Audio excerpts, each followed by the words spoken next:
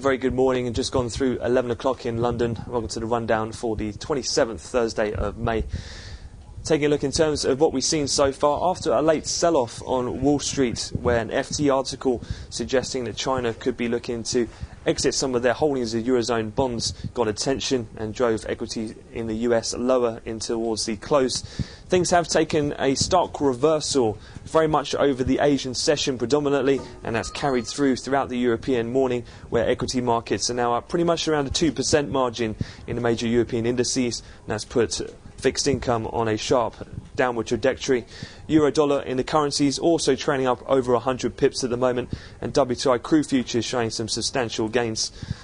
In terms of some of the news flows that has prompted some of those moves, overnight we had a government official from China saying that China in their foreign exchange reserves was sticking to its path, leaving it unchanged, so pretty much refuting that FT article.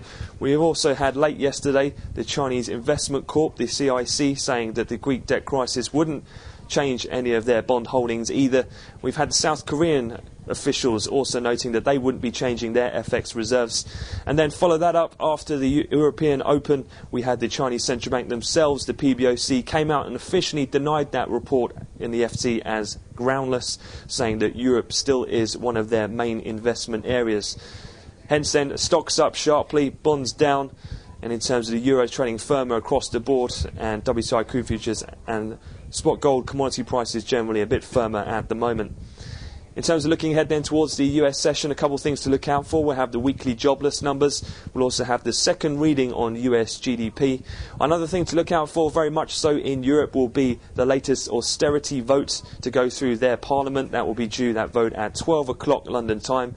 And then also we'll have a 7-year note auction later on in the US.